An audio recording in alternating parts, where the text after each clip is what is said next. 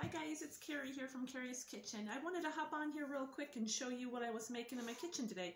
So I've been trying to eat a little bit healthier, watch my carb intake. I'm not totally keto, but I'm definitely doing some keto aspects of the keto diet and trying to just watch the carbs and the sugars and all the things. And it's the new year and I think we all are kind of on that journey. So I thought you might be interested in this recipe I came across. I think I found it on TikTok. Don't mind the dogs. I don't know what they're barking at. But it's a version of almost like a pita bread version. And so she made it on TikTok. She made it look really, really easy. So I thought I would make it together here with you and see if this would be something that you guys would be interested in. If you're watching your carbs and things just like I am, you might want to stay tuned. So this is my first time doing it, so we will see how it turns out. So you first take 1.5 cups of mozzarella, shredded mozzarella I have here. And then she said 1 ounce of cream cheese. So that's what I have here is just 1 ounce. And then she said to microwave it at 30-second intervals until it kind of becomes like a taffy consistency. So let's do that. I'm gonna, oops. We'll get that going. And I'm gonna grab a wooden spoon because that's what she had in the video, and it kind of looked like you need some arm muscle to mix the cheeses together. So we're gonna try that. And you also will need almond flour for this recipe. Also 3/4 cup almond flour and a teaspoon of baking powder and 1 egg. And she put onion powder, garlic, salt, and oregano on hers. So I have some oregano, onion powder, and then I have this garlic pepper seasoning that I'm going to try out. And let's see where this is at. So it's getting a little melty, as you guys can see. So I'll just kind of stir that around. It's kind of like melting chocolate in the microwave. You gotta do 30-minute increments. Make sure it doesn't burn. So let's pop that in again. My nose is running. It's been so cold lately. And it's not very cold out here in Utah as it is compared to back home. But I'm still just chilled today. So I have in the crock pot here, I don't know if you guys got in my Pioneer Woman crock pot, I have a big old chuck roast cooking in there that I put in there this morning, a package of ranch seasoning, a stick of butter, and half of a container of those pepper, I don't know what they're called, pepperoncinis, these things. So I put about half of them in there with the liquid. I'm making kind of that Mississippi pot roast type thing. So we're going to have it. I wanted to try these, to have that over these, instead of having them over a bun or bread or, yeah, no, that's pretty melted. I thought I would try these and put like the pot roast over these if they turn out, hopefully. So she said it should be like taffy, and that's about like taffy consistency. So she said after this you put in your 3/4 cup almond flour, dump that in there, teaspoon of the baking powder because that makes them kind of fluff up, she said. And then I think you can put your seasonings in now. She kind of did it at the end on top of them. So I did about a teaspoon. She didn't, sorry, heating my onion oven. She didn't give measurements, so I'm just going to do about a teaspoon and a half of each. I suppose it's to your liking how much you want of the seasoning. So I'll do just about a teaspoon, and maybe towards the end I'll sprinkle some of this garlic pepper seasoning on the top. So mix this. Oh, and then an egg, right? She said an egg here.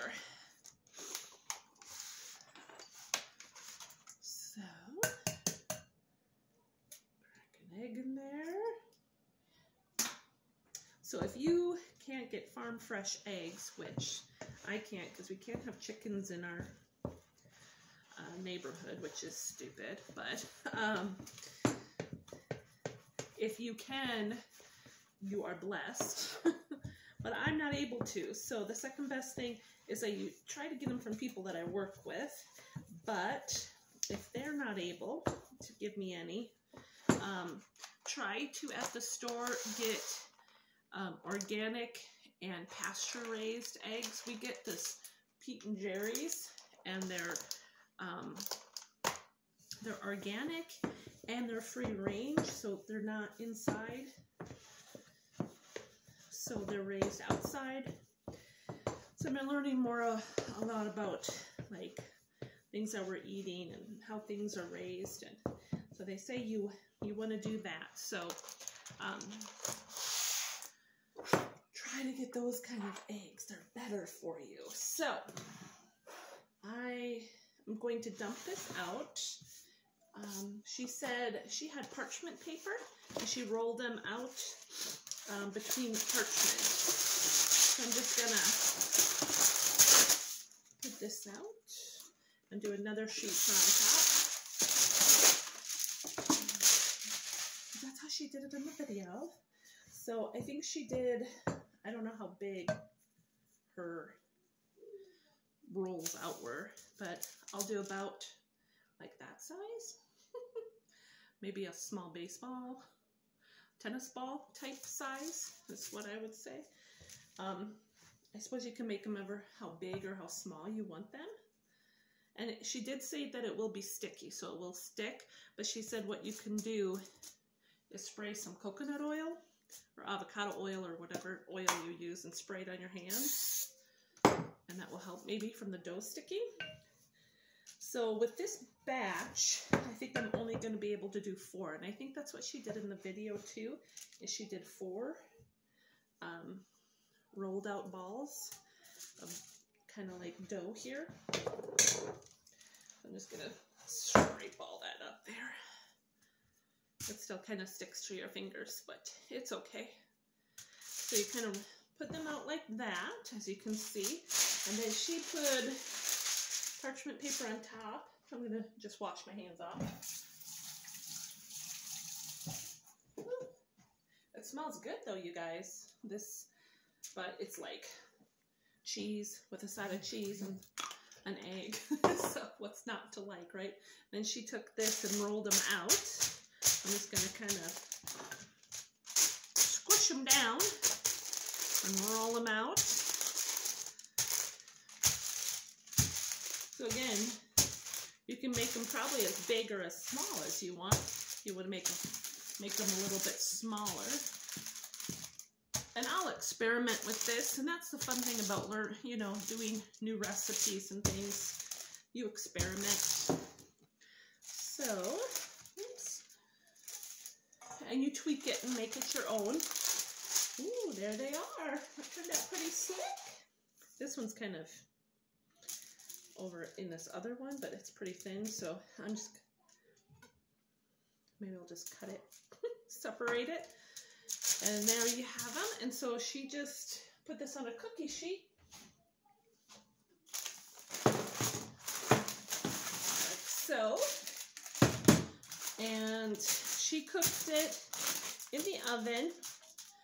These are kind of a little big. I probably shouldn't have rolled them out as big, but I think they'll still be good. So into an oven, 425 for only 10 minutes. So, and at this point, if you wanted to put more seasoning on, I think that would be good, huh?